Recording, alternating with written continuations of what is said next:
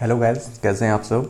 और आज के इस लेक्चर में हम वाइल्ड लाइफ प्रोटेक्शन एक्ट जो हमारा 1972 है उसके बारे में डिस्कस करेंगे कि वाइल्ड लाइफ प्रोटेक्शन एक्ट क्या है और इसके अंतर्गत क्या क्या आता है, सारी चीज़ें हम डिस्कस करेंगे। तो वाइल्ड लाइफ जो प्रोटेक्शन एक्ट है वो 1972 से एक्ट में आया था और जो कि पार्लियामेंट में लागू किया गया था, इनेक्ट किया गया था। और इसका जो उद्देश्य था, जो हमारे प्लांट्स हैं, एनिमल हैं, स्पीसीज़ हैं, उनको प्रोटेक्शन देना है, यानी कि संरक्षण प्रदान करना है। अगर हम 1972 से पहले की बात करें तो इंडिया में क्या था, ओनली 5 डेजिनेटेड नेशनल पार्क, केवल 5 थे। एमंग अदर रिफॉर्म्स, जो हम उसके अलावा अगर हम देखें तो कई सारे इस्टेब्लिश किए गए थे जो स्केड्यूल वगैरह थे, और जो प्लांट्स और एनिमल की जो स्पीसीज़ हैं उनको प्रोटेक्ट करने के लिए, यानी कि हंटिंग और harvesting these species were largely outlawed. ठीक है, उनका उल्लंघन करना बहुत बड़ी मात्रा में आप उल्लंघन नहीं कर सकते थे। The act provide for the protection and wild animal, जैसे कि बर्ड हो गए, प्लांट्स हो गए। It extend to whole of the India, यानी कि पूरे भारत में इसको क्या किया गया, एक्सटेंड किया गया, बढ़ाया गया। जो हमारा वाइल्ड लाइफ प्रोटेक्शन एक्ट है उसके अंतर्गत कौन कौन से हमारे इंपॉर्टेंट आर्टिकल आते हैं, यानी कि अनुच्छेद आते हैं। जैसे कि आर्टिकल 48 की बात करें कॉन्स्टिट्यूशन में, तो India directs the states to protect and improve, यानी कि प्रोटेक्ट करना और उन्हें क्या करना, सुधार करना, the environment and safeguard wildlife and forest. और this article was added to constitution by 42वां जो हमारा अमेंडमेंट हुआ था 1976 में, उसमें ये ऐड किया गया 48A। दूसरा हमारा है 51A, जो कि इम्पोज किया गया, लागू किया गया। इसके कुछ निश्चित फंडामेंटल ड्यूटीज़ थी और जो कि भारत के लोगों के द्वारा ड्यूटीज़, कर्तव्य थे, मौलिक कर्तव्य। वन ऑफ देम उसमें से था प्रोटेक्ट करना, ठीक है, एंड इम्प्रूव करना जो हमारा नेचुरल इन्वायरमेंट है। और उसमें कौन कौन सी चीज़ें इंक्लूड हैं, जैसे कि फॉरेस्ट हो गई, लेक हो गई, झील वगैरह हो गई, रिवर, नदियाँ हो गई, एंड वाइल्ड लाइफ। और जो हमारा वाइल्ड लाइफ हुआ, कंपैसन फॉर लिविंग क्रिएचर, और जो हमारे जीवित, जो हमारे जीव जंतु हैं, उन सभी के बारे में। अच्छा, जो हमारा ये wild life, world wild life day है, ये कब मनाया जाता है? ये भी हमारा एक करंट का क्वेश्चन बन सकता है कि जो हमारा वर्ल्ड वाइल्ड लाइफ डे है, ये कब मनाया जाता है? ये मनाया जाता है 3 मार्च को। और जो अगर हम बात करें, अगर 2021 की थीम क्या थी, तो 2021 की थीम थी हमारी forest and livelihood sustaining people and planet. Sustaining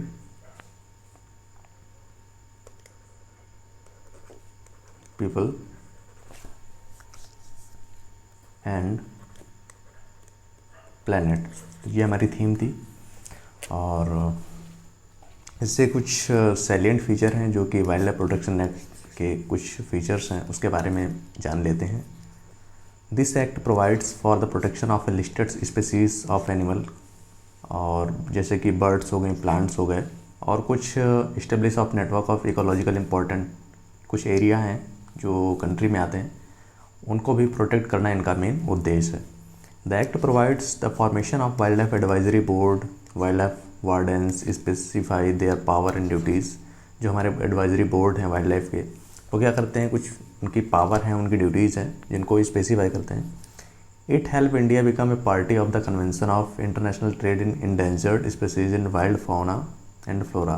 जो साइट्स हैं, यानी कि फ्लोरा एंड फौना आप जानते होंगे, जो जीव जंतु, पशु पक्षी और पेड़ पौधे होते हैं, उनको फ्लोरा एंड फौना बोलते हैं। तो जो इंटरनेशनल लेवल पे जो कन्वेंशन हुई थी, संधि हुई थी, उनमें जो इंडेंजर्ड, यानी कि जो वो जीव जंतु जो विलुप्त की कगार पर होते हैं, जिन्हें रेड डेटा बुक में रखा जाता है, तो वो इंडेंजर्ड होते हैं, उनके लिए क्या करना है, उनको हेल्प करना है, यानी कि उनकी जो कंडीशन है उनमें सुधार करना है। Sites is a multilateral treaty थी, एक संधि की गई थी विद द ऑब्जेक्टिव, उसका उद्देश्य ये था कि प्रोटेक्ट करना है इंडेंजर्ड एनिमल को और जो प्लांट्स हैं उनको। It is also known as the Washington convention के नाम से भी इसे जाना जाता है, जिसे अडॉप्ट किया गया था as a result of a meeting of IUCN member. और जो IUCN है, उसके जो मेंबर थे उनके द्वारा मीटिंग की गई थी। इसमें कुछ स्केड्यूल हैं और 6 स्केड्यूल हैं टोटल। उसमें से मैं आपको बताता हूँ कि इम्पॉर्टेंट कौन सी हैं और हमारे एग्ज़ाम में कौन कौन सी पूछी जा सकती हैं। तो स्केड्यूल फर्स्ट जो है ये बहुत इंपॉर्टेंट है। इसमें क्या होता है, this schedule covers endangered species, यानी कि इसमें जो विलुप्त के कगार पर जो जीव जंतु स्पीसीज़ होते हैं उनको रखा गया है इसमें।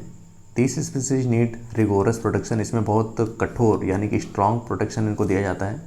There for the harshest penalties for violation, अगर कोई इनका उल्लंघन करता है तो बहुत कठिन इसमें पेनल्टीज़ हैं। एंड ऑफ द लॉ और अंडर दिस स्केड्यूल, और कई सारे नियम कानून हैं इस स्केड्यूल के तहत। Species under this schedule are prohibited to hunted, यानी कि इस स्केड्यूल के अंतर्गत जो भी एनिमल आते हैं उनका हंटिंग यानी कि शिकार करना उनका प्रतिबंधित है थ्रू आउट इंडिया, पूरे भारत में, except under threat to human life. ठीक है, sorry, except under threat to human life, यानी कि उनको किसी भी तरीके का खतरा नहीं होना है ह्यूमन लाइफ से। Absolute protection to accorded to species on the list, कुछ लिस्ट हैं। The trade of this animal is prohibited. Example जैसे कि टाइगर हो गया, ब्लैक बक, और हिमालयन हो गया, ब्राउन बियर हो गया, और जो एंटर्ड डियर हो गया, ब्लू व्हेल, कॉमन डॉल्फिन, चीता, और क्लाउडेड लेपर्ड, हॉर्नबिल, इंडियन गैज़ल, ये सारी चीज़ें आती हैं पहले में। ठीक है, आपने देखा होगा ब्लैक बक का जो केस चल रहा है, वो ब्लैक बक का हंटिंग की गई थी, शिकार किया गया था। तो उसके लिए, क्योंकि ये बहुत ज़्यादा सेंसिटिव है और शेड्यूल फर्स्ट में आते हैं, बहुत ज़्यादा इसके लिए कठिन या आप बोल सकते हैं कि बहुत हारेस्ट पेनल्टीज़ हैं इनका उल्लंघन करने के लिए। शेड्यूल सेकंड की बात करें तो इसमें एनिमल जो हैं वो अंडर किए गए हैं, यानी कि इसके अंतर्गत जो आते हैं बहुत हाई प्रोटेक्शन है और देयर ट्रेड इज़ प्रोहिबिटेड, इनका आप यानी कि बेच वगैरह नहीं सकते हैं। They can not be hunted except under threat to human life. ठीक है, हंटिंग नहीं कर सकते हैं। एग्जाम्पल कोहिनूर जैसे इंसेक्ट है, असमीज़ मकाओ, और बंगाल हनुमान, लंगूर जो है, और large Indian civet, Indian fox, large Kashmir, flying squirrel, और कश्मीर फॉक्स, ETC एक्सेट्रा, ये सारी चीज़ें, ये सारे जितने भी हमारे फिशेज आते हैं। और शेड्यूल थर्ड एंड फोर की अगर बात करें, this list for species that are not endangered, इसमें से वो हैं जो विलुप्त की कगार पर नहीं हैं, काफ़ी सेफ़ हैं, इंडेंजर्ड नहीं हैं, उसमें से उनको इंक्लूड किया गया है। But the penalty for any violation is less, यानी कि अगर हम फर्स्ट और सेकंड की बात करें तो उसमें जो वायलेशन अगर इसका कोई उल्लंघन करता है तो उनकी जो पहले दो हैं उनके कंपैरिजन में इसमें जो वायलेशन की जो पेनल्टी है वो कम है। इसमें एग्जांपल में बात करें, हाइना है, हिमालयन रैट है, या पॉर्क्यूपाइन है, फ्लाइंग फॉक्स है, और मालाबार ट्री है, टोड है, ये सारे आते हैं। अब बात करें शेड्यूल 5 में, तो इसमें जो एनिमल आते हैं उनको कंसीडर किया गया है वर्मिन। वर्मिन क्या होते हैं? वर्मिन का मतलब ये होता है कि वो एनिमल या जीव जंतु अगर वो बड़ी मात्रा में, यानी कि अगर प्रॉब्लम क्रिएट करते हैं ह्यूमन को, तो उनको आप मार सकते हैं। तो उनको वर्मिन की कैटेगरी में रखा गया है शेड्यूल 5। तो ये काफ़ी इम्पॉर्टेंट है यहाँ पे कि अगर आपसे पूछ सकते हैं कि जो वर्मिन वाले एनिमल हैं और जो डिसीज़ वगैरह फैलाते हैं, आप देखते हैं कि जैसे बर्ड फ्लू होता है, स्वाइन फ्लू होता है, तो उसमें गवर्नमेंट फिर एक्शन लेती है और उनको उनका शिकार वगैरह करने के लिए या उनको मारने की अनुमति देती है। तो वो कौन से एनिमल हैं, कौन से शेड्यूल में आते हैं? तो शेड्यूल 5 ये बहुत ज़्यादा इंपॉर्टेंट है। तो इसमें क्या होता है कि जो स्मॉल जो वाइल्ड एनिमल हैं that carry disease and destroy plants, जो प्लांट्स वगैरह को डिस्ट्रॉय करते हैं या डिजीज़ फैलाते हैं एंड फूड वगैरह के लिए, these animal can be hunted, इनका हम शिकार कर सकते हैं। इसमें कौन कौन से जो एनिमल हैं, वाइल्ड एनिमल हैं, इंक्लूड किए गए हैं, जैसे कि common crow, fruit bats, rats, mice. ठीक है, और आपने अभी नीट में सुना होगा हिमाचल में क्या होता है कि हिमाचल में मंकी हैं। ठीक है, तो वहाँ पे इतने ज़्यादा मंकी हो जाते हैं कि लोगों को बहुत ज़्यादा प्रॉब्लम क्रिएट करते हैं। तो फिर गवर्नमेंट क्या करती है कि उसको वर्मिन कैटेगरी में डाल देती है, जिससे उसको फिर कोई भी मार सकता है। नेक्स्ट है हमारा शेड्यूल 6। इसमें क्या है? List contain plants that are forbidden for cultivation. ठीक है, इनका कल्टीवेशन के लिए क्या है, उनको फॉरबिड कर दिया गया है। उसमें से एग्जांपल है, जैसे पिचर प्लांट आते हैं, या ब्लू वेंडा आता है, रेड वेंडा आता है, कोर्ट वगैरह, ये सारी चीज़ें इसमें आती हैं। तो ये हमारा जो वाइल्ड लाइफ प्रोटेक्शन एक्ट के अंतर्गत कुछ इंपॉर्टेंट फीचर्स थे और कुछ इंपॉर्टेंट चीज़ें थी जो हमारे एग्ज़ाम में बहुत पूछी जाती हैं। सबसे पहले तो ये पूछा जाता है कि जो वाइल्ड लाइफ प्रोटेक्शन एक्ट था ये कब लागू किया गया, तो 1972।